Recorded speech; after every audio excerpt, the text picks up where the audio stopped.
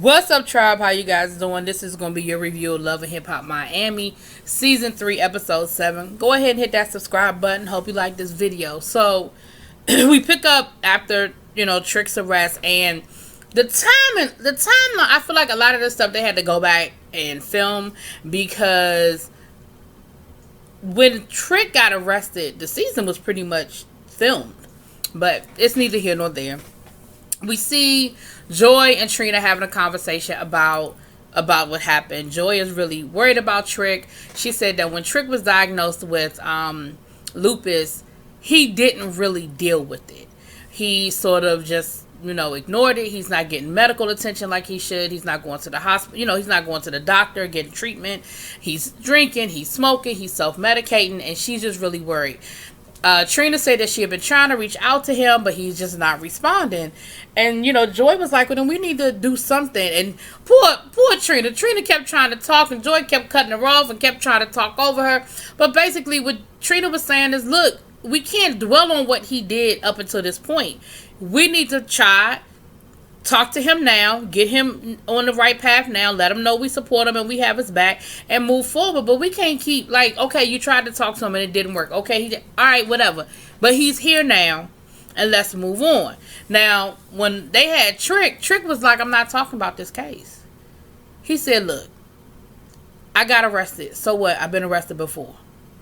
You get arrested, you get bonded out, you go home, you go to court, you go to jail or you don't. He was like, what's the big deal? He said, I'm not talking about the case because anything I say can and will be used against me. And anything I say on this show, they can use. And I'm not talking about it. He's 100% correct. And them daggone producers were still trying to get him to talk. And I know they got to do their job, but they have to know that even though everybody is not that smart and they don't tell their business, but you have to know that when he said, look, I'm not talking about this right now because it's a pending case, that's that. He ain't talking about it. And so then he said, I'm not talking about nothing that has anything to do with nothing and nothing.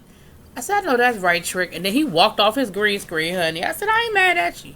I'm not mad about it because at the end of the day, he absolutely should not say anything about it. Whatever we read, let us believe it. Whatever we think happened, let us think it happened. Until he goes to court and whatever really happened comes out. Now, later on in the episode, Trina and Joy go down to the restaurant because Trick was like, look, I'm just going to go to work and I'm going to do what I got to do until it's time for me to go to court.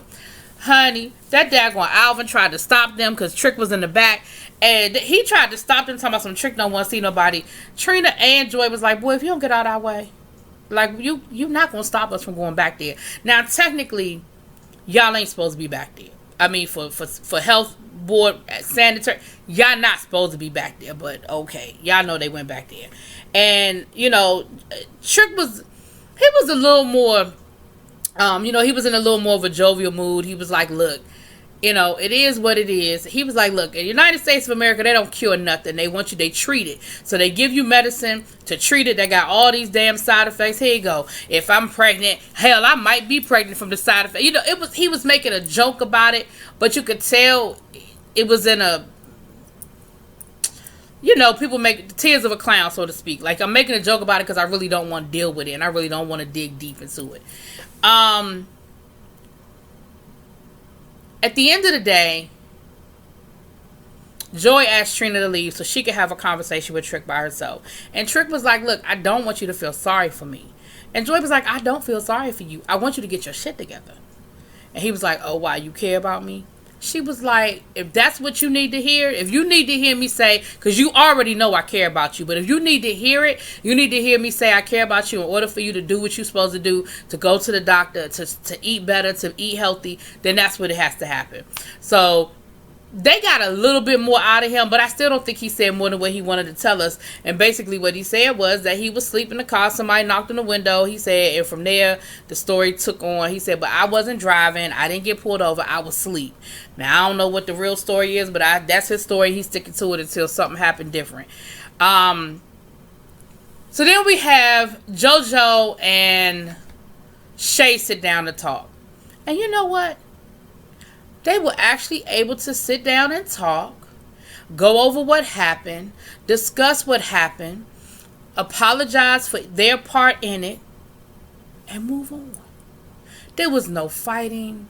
There was no hollering. There were no drinks being thrown. Security didn't have to run up in there. And I was very impressed with both young ladies. Now, it sounds like the reason why they fell out was over this dude, over Pleasure P. Because Shay's version of the story, which has been the same from the beginning, I must say, JoJo seemed to agree with it. They were cool. They were hanging out. They were talking on the phone. They were friends. And then JoJo started acting funky. And then next thing she knew, she heard in the streets that JoJo was messing around with Pleasure P. Now, JoJo's version of the story is it never went anywhere. That they didn't even have sex. It wasn't that deep. Shay's situation is it doesn't matter. You should have never crossed that line. And that's why you started acting shady towards me, because you knew you were wrong. Which is probably pretty much what went down. But honey, she pulled out them text messages of Pleasure P talking shit about JoJo. She said, look, she said, I ain't trying to start nothing. I just want you to know how he really felt about you. And she showed her those text messages. She said, so at the end of the day, me and you fell out over a dude that didn't care about you or me. She said me, she thought he didn't care about me either. So we threw our friendship away over him. And she was like, we just can't. So they talked it out. Like I said, they agreed. They apologized for their part and they moved on. And I'm happy for them, because I think that all of them did miss each other. And it was just a matter of you let stuff get out of control. You keep talking. And then at a certain point, you say stuff that you don't know how to come back from. You know what I mean? So Amara and MJ.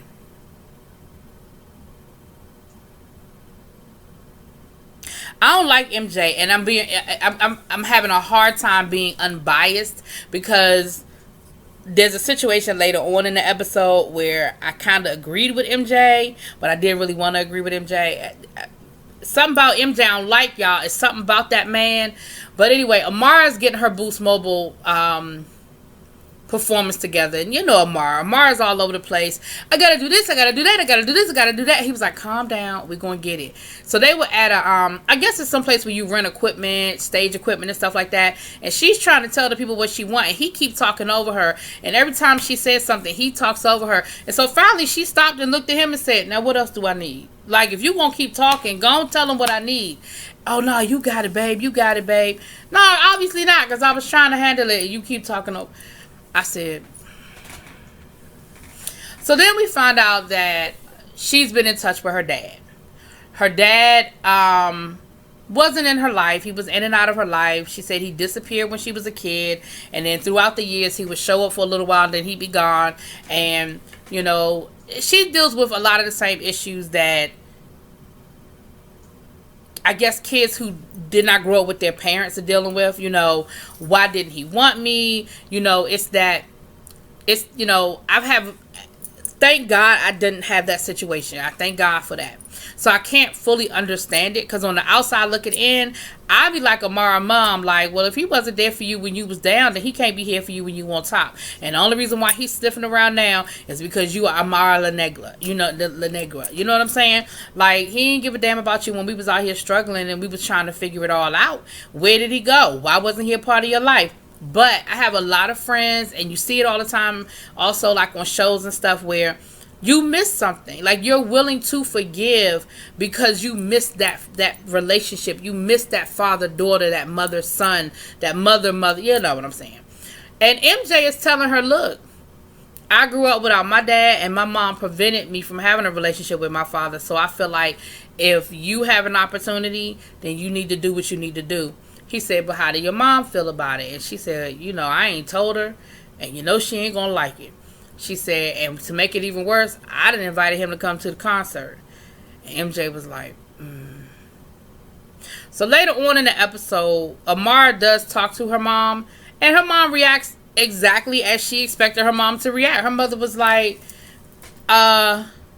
he doesn't get to come now. He doesn't get to be a part of your life now. He wasn't a part of your life when we was out here struggling. I begged him to come to help me with you. I begged him to be a part of your life. And he, where was he all those years? He wasn't around. So nah, he don't, nope, he don't get to come around now. But of course, at the end of the day, Amara has to make that decision for herself, and she did invite her mom. She did invite her dad, and her mom ain't like it, but we'll get back to that. So, 3 the hard way. Sukahana, Hood Brat, and the third young lady. What's her name? The third one. The one that was twerking for Jesus. They're talking about the tour. And you know what I like about this scene? There's a couple of things in this scene that I like. I like this scene because, one, they're showing people that it's more to going on tour than saying I'm going on tour. There are a lot of things you have to figure out. Where you going to travel? Why are you going to that city? Do you have a big following in that city? How you going to book the venues in that city? Are you going to get a role manager? All of those things that they were talking about is legit. Like, all of that has to be taken into consideration when it's time to go on tour, especially when it's a smaller artist, because they have to do it all themselves. And they have to figure out what makes sense, because they're not going to be flying private jets or having big, chartered buses. They're going to probably be, in their cars making it work, or renting a van, or whatever the situation is. Now, the other thing that I like about this scene is that we see Sukihana comes through, and she's not her normal self. She says she just left her kickboxing class, and she's just down. Like, she's just not there. And they're like, girl, what's going on? And you know what? She broke down. She had a moment. She broke down, and she was saying, this is hard. I'm a mom, and I'm in a catch-22 because I want to be a mom, and I want to be a part of my kids' lives, and I want to be there for them, and I want to provide for them. But if I don't hustle, if I don't travel, if I don't do shows, if I don't do what I'm doing, I don't have the means to provide for them. And it's hard. I miss my kids when I'm not with them. And thinking about going on tour and thinking about being away from my kids, it is a struggle. You know what? I feel you, boo. And she broke down and she was crying, and her friends told her, it's okay to cry. We got you. We are here for you. We get it. And it's okay to cry. It's okay to be vulnerable. And she said, look, this is just hard. It's just hard. So, you know what? I be giving Suki the blues because she hood. But I understand her point. And she knows she hood, so what you gonna say? But somebody say, look, I know I'm ghetto. What you gonna say to that, child? Then we have this scene with Hood Brat going to visit her sister. Let me say this. I'm curious to find out if she got booked for this show before her sister passed away or after.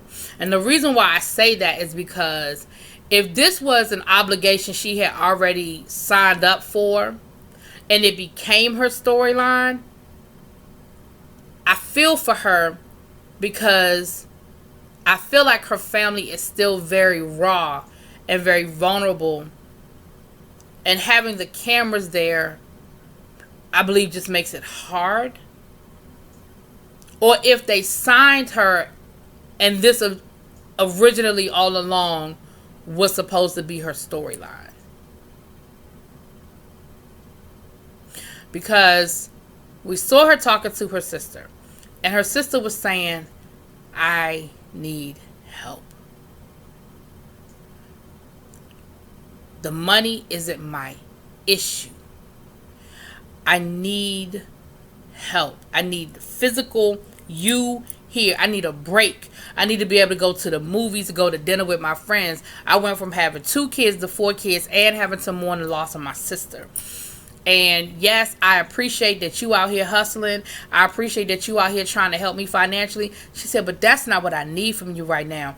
And Hood Brat kept going back to, but I need to do this so I can make the money so I can help you. I need to do this so I can make the money. And her sister was like, I don't think you hear me. I don't think you hearing what I'm saying. I'm telling you, I don't need the money. That's not my issue right now. My issue is I need a break. And Hood Brat just kept going back to the financial side. And finally, I think she got it. And then she broke down, talking about the sister and the conversations they had and the types of things that the sister used to call her and ask her, if something happened to me, will you take my kids? A lot. Just a lot. And you could tell that they are just still a family in mourning. And I hate that we're there. Every scene with Hood Brat dealing with this situation makes me uncomfortable. I hate that we are there. Y'all know what I'm saying? Anyway. So we had that. We had that. So then we get back to Amara in the concert. So, honey, the worst thing that can happen when somebody has an outdoor concert happen to Amara. It is pouring down raining, right? But MJ, much as I hate to give him credit for anything, MJ is like, look, it's going to work out. Like, don't worry about it. People are going to come. Your fans are going to come. We are here. The show is going on, rain, snow, sleet, or hell. We're going to make it work. And, of course, Amara being Amara, well, what about this? And what about that? And he's like, look. We got this. And Amara goes on stage and she does her thing, honey. She does what she does. She put on her show. She performed. JoJo and Shay were there together, dancing together with their little umbrellas. Bobby was there. I guess Bobby is just a friend of the show this season because they're not even pretending to give him a storyline, but he's still in the opening. I don't know, child. Anyway, and then Amar's dad showed up. And the other thing was we found out is that Amar's dad is sick. He has prostate cancer. And that's another reason why Amar is open to spending time with him because, she doesn't know if he's going to be here. And honey, at the end of her show, she giving everybody a shout out. Her mother is like, yeah. And she said, and I want to thank my dad. Her mama was like, so then we have this moment with Amara talking to her dad. If I'm to believe her dad's side of the story, it sounds as if he could not stay in one place too long because he wasn't in the country legally and he did not have his papers. And what he said was that I tried, but it was hard because I wasn't legal. And then he said something about I tried to find y'all. So I guess at some point they lost touch. He didn't know how to find them. He didn't know where they were. It sounds like there's a lot more to the story on both sides. Because I'm starting to feel like maybe mama didn't make things easy on daddy. I'm thinking that maybe daddy might have used his status. I don't want to say use it as an excuse because I know that it is very real. I know that's very real, but I'm just saying. So it sounds like there's a whole lot more to that story on both sides. But I hope that he is legit in saying, but I'm here now. I love you. I've always loved you. I'm proud of you. I'm proud of the woman that you are. I want to be a part of your life and I'm not going anywhere. I'm here now. You're not going to get rid of me. So for the sake of the little girl in Amara that just wants her daddy's love, I hope he is sincere and I hope that they are still building their relationship and making it work. You know what I'm saying? But anyway, that's what it was. Y'all let me know what y'all think. Drop it in them comments. Peace.